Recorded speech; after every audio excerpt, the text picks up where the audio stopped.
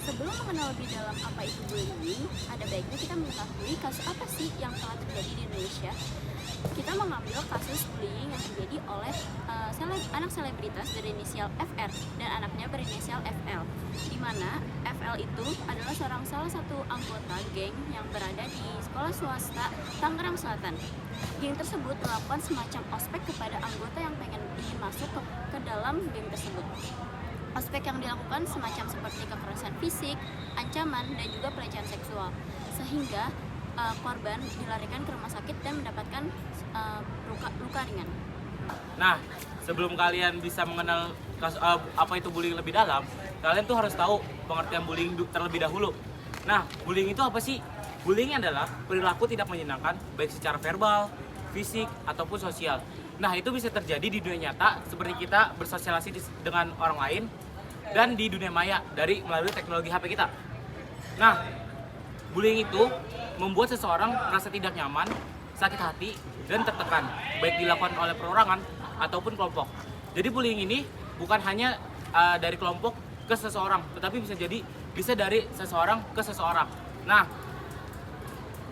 bullying itu ketika kita membuat orang tidak nyaman, tapi kita tidak merasa kalau kita melakukan bullying, itu sudah termasuk bullying. Karena yang kita lihat adalah dari persepsi pelaku.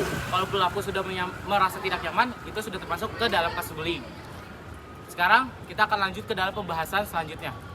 Di sini saya akan menjelaskan jenis-jenis bullying yang terjadi. Jenis bullying yang pertama yaitu bullying verbal.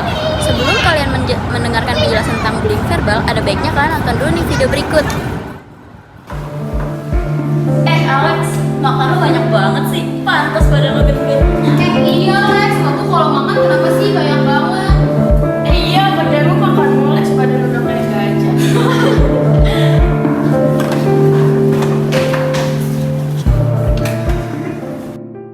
Kalian sudah nonton kan video berikut? Jadi, bullying verbal merupakan bullying yang paling sering terjadi di kalangan pelajar. Namun, sayangnya pelaku tersebut tidak menyadari bahwasannya mereka melakukan perilaku bullying. Padahal, perilaku tersebut dapat menyebabkan sang korban menjadi merasa insecure dan tidak mau bergaul. Nah, selanjutnya itu ada bullying fisik. Sebelum kalian mendengarkan lebih lanjut apa itu bullying fisik, ada baiknya kalian menonton video berikut ini.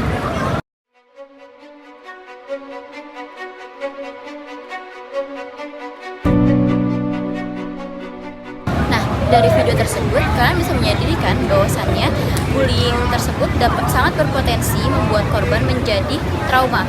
Bullying fisik lebih mudah dikenali daripada bullying verbal karena bisa dilihat secara kasat mata, baik tindakannya maupun akibatnya. Selanjutnya itu ada bullying sosial. Sebelum kalian mendengarkan penjelasannya lebih lanjut, yuk kita nonton video berikut ini dulu.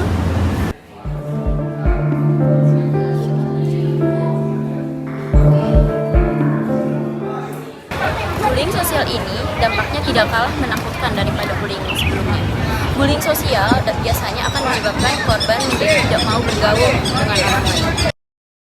Setelah ini kita akan melihat video bullying di dunia maya.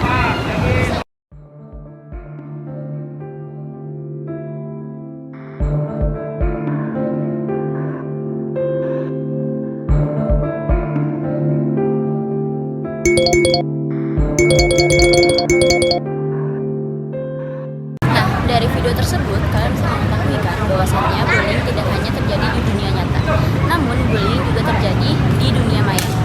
Bullying tersebut disebut sebagai cyberbullying. Biasanya dialami oleh para selebritis oleh hatersnya. Meskipun mungkin korban tidak mengenal pelaku, namun dampak dari cyberbullying ini sama buruknya. Selanjutnya itu ada bullying seksual. Sebelum kita mendengarkan penjelasan lebih lanjut, mari kita nonton video berikut ini.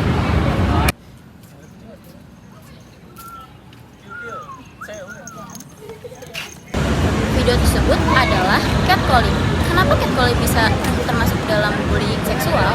Karena bullying seksual adalah bentuk intimidasi atau pelecehan sehubungan dengan jenis kelamin, tubuh, orientasi seksual, atau aktivitas seksual seseorang. Bullying ini bisa bersifat fisik, verbal, ataupun emosional. Nah, selanjutnya itu ada dampak bullying yang akan dibawakan oleh teman saya berikut ini.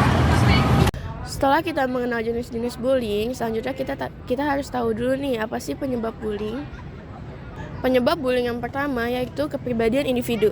Dikarenakan kurangnya rasa empati dan tidak mampu menilai bahwa ternyata tindakan yang dia lakukan dapat memicu terjadinya tindakan bullying. Penyebab bullying yang kedua adalah keluarga.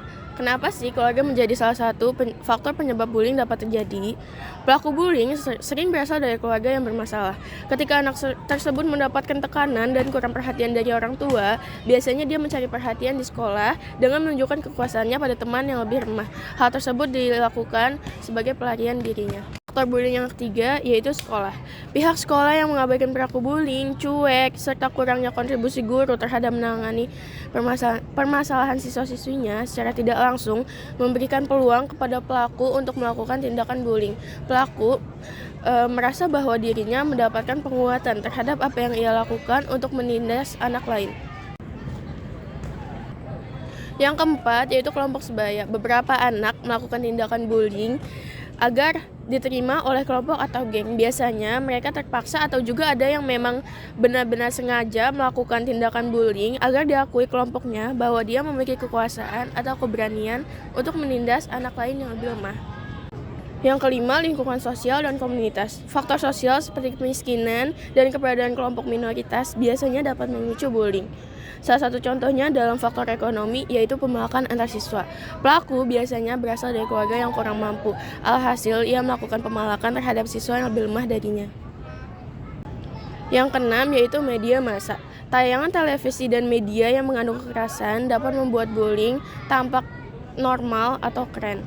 Seperti adegan-adegan fisik maupun verbal yang ditampilkan pada media massa dapat mempengaruhi remaja untuk mempraktekannya dalam kehidupan nyata. Faktor yang ketujuh dan terakhir yaitu pengalaman buruk di masa kecil. Pengalaman buruk di masa kecil dapat mengganggu perkembangan psikologis anak, seperti memori waktu kecil yang sering melihat orang tuanya bertengkar, pola asuh yang kurang sehat sejak kecil, bahkan pernah menjadi korban kekerasan sewaktu kecil, sehingga berpotensi untuk menjadi pelaku bullying di masa remaja. Nah, kembali lagi sama saya sendiri. Gimana setelah dengan beberapa penjelasan yang sebelum-sebelumnya? Kalian sudah tahu dong, tahu sedikit tentang apa itu bullying. Nah, dengan adanya saya di sini, saya akan menjelaskan tentang dampak bullying. Dampak bullying itu kita harus tahu kira-kira kalau kita ngelakuin bullying ini dampaknya apa sih bagi korban. Nah, di sini saya akan membacakan atau menjelaskan dampak bullying bagi korban. Yang pertama itu rentan merasakan emosi. Nah, emosi yang dimaksud di sini tuh bukan tentang kayak marah-marah, emosian dan semacamnya. Tapi emosi yang di sini tuh termasuk ke dalam perasaan takut dan sedih. Nah, kalau korban ini mengalami rasa takut dan sedih yang berlebihan, dia akan bisa mengalami depresi dan trauma yang sangat berat. Dan ini bisa sangat berdampak negatif dan tidak baik untuk korban ini. Nah, kalau di poin 1 tuh bisa menyebabkan depresi. Nah, itu bakal bersambungan dengan poin dampak bullying bagi korban yang kedua, yaitu sulit berkonsentrasi. Dampak yang kognitif bagi perilaku bullying kepada korban ini itu dapat membuat korban sulit berkonsentrasi dan memproses hal baru karena tuh pasti ada bayang-bayangan buruk di belakangnya.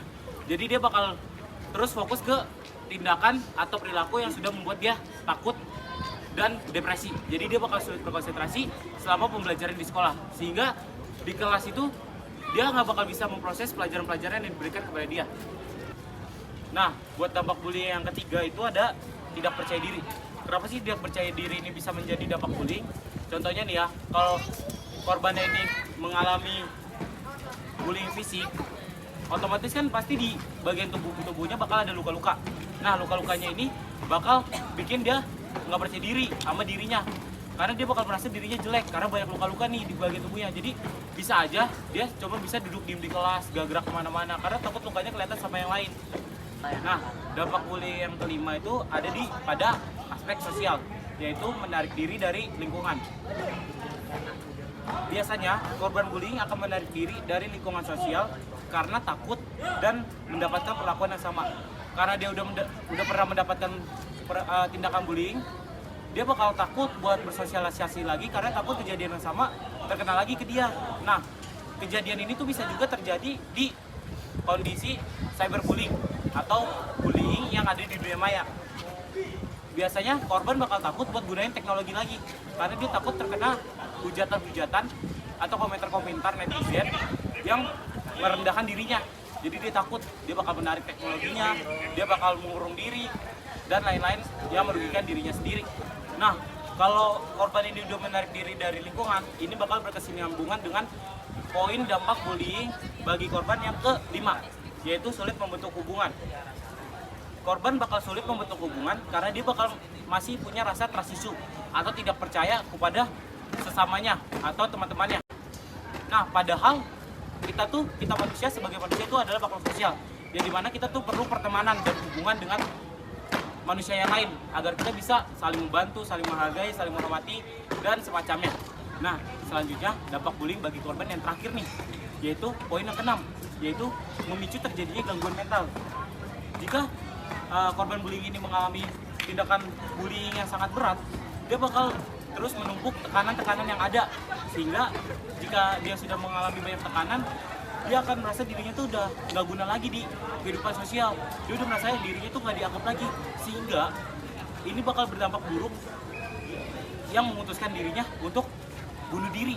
Jadi ini dampak yang sangat fatal kalau korban ini sudah mengalami tindakan bullying yang sangat berat. Nah, gimana setelah kalian mendengarkan penjelasan tentang dampak bullying bagi korban? Kalian udah ngerti belum bahayanya bullying bagi korban ini dan sekitarnya? Nah, selain bagi korban, ada juga loh dampaknya untuk pelaku. Berikut adalah dampak bullying bagi pelaku. Nah, yang pertama ada terbiasa melakukan kegiatan impulsif. Kalian tahu gak sih apa itu kegiatan impulsif? Jadi, kegiatan impulsif adalah kegiatan yang dilakukan tetapi tidak memikirkan jangka panjangnya. Jadi, si pelaku hanya memikirkan kepentingannya diri sendiri sehingga mereka tidak tahu apa yang akan terjadi setelahnya. Nah, yang kedua ada tumpulnya empati. Nah, apa sih tumpulnya empati? Jadi, si pelaku tidak peduli terhadap apa yang korban rasakan. Ketika korban merasa sedih, korban merasa terpuruk, nah si pelaku ini gak peduli, dia tuh hanya memikirkan kesenangannya dia aja. Nah, yang ketiga ada meningkatnya perilaku agresif. Apa sih meningkatnya perilaku agresif? Jadi, ketika si pelaku ini tidak ditangani dengan baik, pelaku akan menganggap bahwa bullying adalah kegiatan yang biasa saja untuk dilakukan. Jadi, mereka akan melakukan itu secara terus-menerus. Yang keempat ada munculnya perilaku antisosial. Apa sih perilaku antisosial? Nah, perilaku antisosial ini dapat memunculkan sikap yang lebih parah, baik itu mencuri, melakukan kekerasan, hingga yang lain-lainnya. Terlebih lagi jika si pelaku ini tidak mendapatkan pendampingan yang lebih serius. Nah, ini tuh membuat aktivitas agresif mereka menjadi lebih buruk. Yang terakhir ada mendapatkan label negatif. Nah, jadi secara pergaulan, pelaku perundungan juga mendapatkan label negatif biasanya di sekitar lingkungannya. Karena mereka terisolasi dari kegiatan yang positif. Jadi mereka hanya melakukan kegiatan negatif saja. Nah, ini membuat mereka, si pelaku tidak mempunyai teman-teman yang baik, tidak mempunyai support system. Sehingga perilaku disrupsi mereka itu semakin menurun. Nah, selanjutnya saya akan menjelaskan cara mencegah bullying. Yang pertama ada sosialisasi tentang bullying untuk mengedukasi masyarakat mengenai definisi, dampak-dampak, serta cara mengatasi bullying. Yang kedua ada membuat aturan yang tegas terhadap perundungan. Menetapkan kebijakan dan peraturan yang jelas untuk mencegah dan menangani bullying. Yang ketiga adalah deteksi bullying sejak dini. Mengidentifikasi tanda-tanda bullying sejak awal untuk segera memberikan intervensi. Yang keempat ada memberikan dukungan para korban. Menyediakan bantuan emosional dan praktis bagi individu yang menjadi korban bullying. Yang kelima, menjadi contoh yang baik, menunjukkan perilaku positif yang tidak mendukung bullying, sehingga menjadi teladan bagi orang lain. Selanjutnya ada melawan perundungan, mengambil tindakan aktif untuk menghentikan bullying dan mendukung lingkungan yang aman. Yang ketujuh ada membuat pelaku menghentikan perilaku bullying atau perilaku buruk, memberikan bimbingan dan dukungan agar pelaku bullying mengubah perilaku negatif mereka. Wow, ayo gimana video edukasinya? Kalian udah pada ngerti kan apa itu bullying?